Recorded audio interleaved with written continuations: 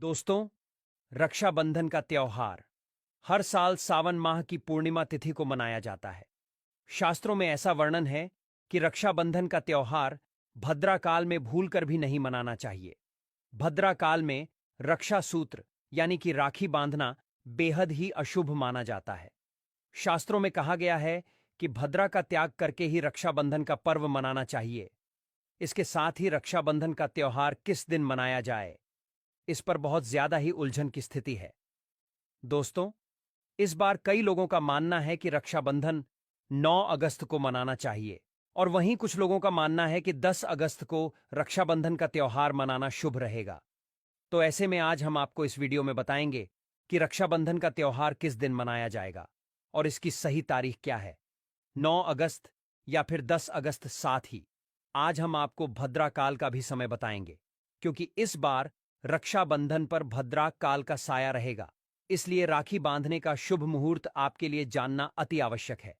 दोस्तों, वीडियो को अंत तक जरूर देखें और आगे बढ़ने से पहले हमारे चैनल को सब्सक्राइब करके बेल आइकॉन जरूर दबाएं।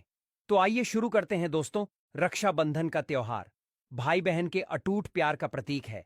इस दिन बहन अपने भाई की कलाई में रक्षा सूत्र यानी कि राखी बांधती है और उसकी लंबी उम्र की ओर स्वास्थ्य की कामना करती है, और भाई भी सदा अपनी बहन की रक्षा करने का वचन देते हैं।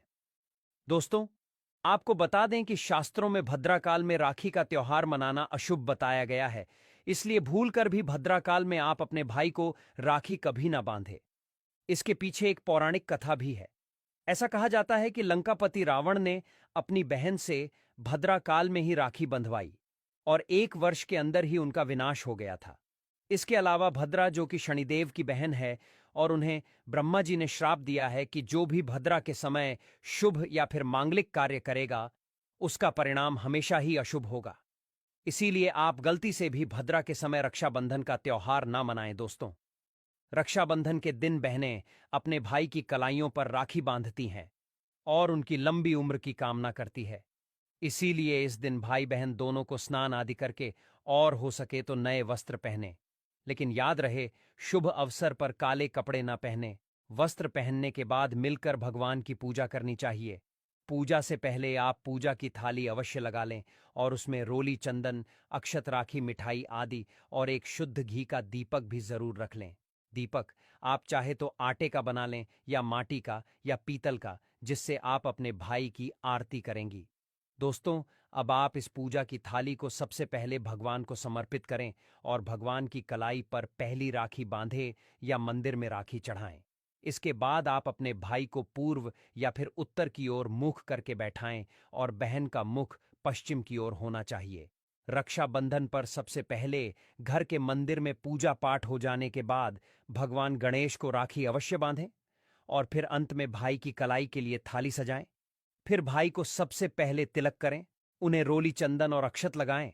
उनके ऊपर थोड़े से फूल छिड़के, यदि फूल आदि ना हो तो चावल छिड़के, और अंत में भाई की आरती करें।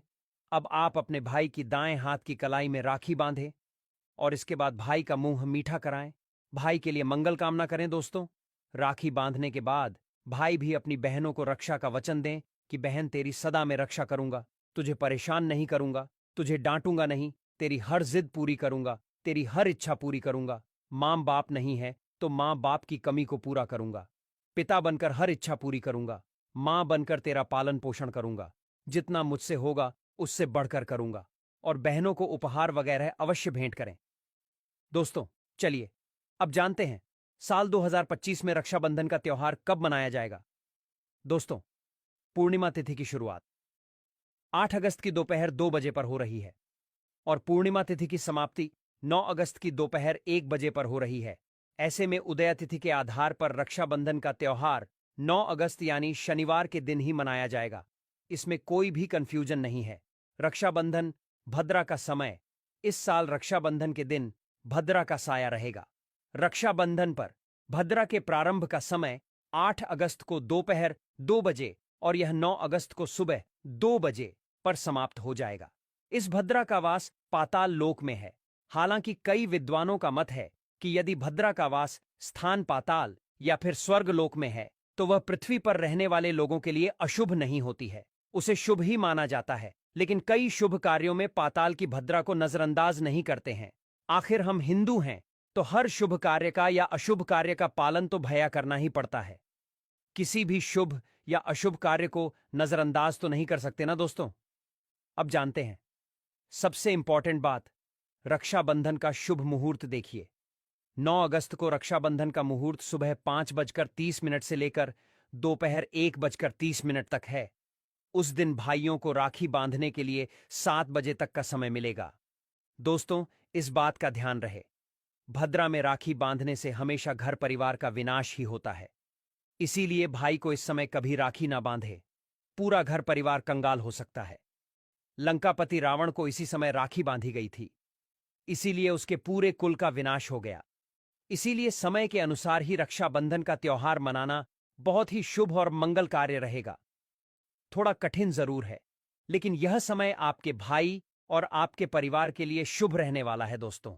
कई लोगों के यहां यह परंपरा होती है कि सूर्यास्त होने के बाद रक्षाबंधन का त्योहार आदि नहीं मनाते, लेकिन रक्षाबंधन यानी राखी, क्योंकि इस समय शुभ मुहूर्त पड़ रहा है और हमें मुहूर्त की अति आवश्यकता होती है।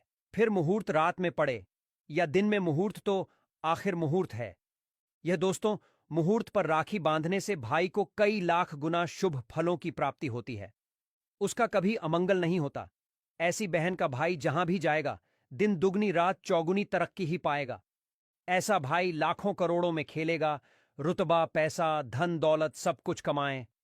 राहु दोष, पितृदोष, नजर दोष, मंगल दोष सब कुछ दूर रहेंगे दोस्तों। और रक्षाबंधन पर भाई को काली राखी नहीं बांधना चाहिए, शुभ नहीं माना जाता।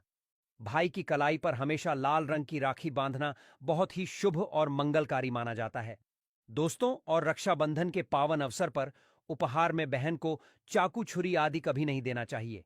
इससे जीवन पर नकारात्मकता का गहरा असर पड़ता है। ऐसे में बहन को सफेद कपड़ा भी उपहार में नहीं देना चाहिए, कोई चप्पल आदि भी नहीं देना चाहिए। उपहार में दक्षिणा, सुंदर भेंट अवश्य देना चाहिए। एक प्यारी बहन ने अपने भाई को भाई बनाया, भाई का दर्जा दिया, तो भाई अपनी बहन के लिए इतना तो कर ही सकता है। बड़ा सुकून और सुख मिलता है दोस्तों।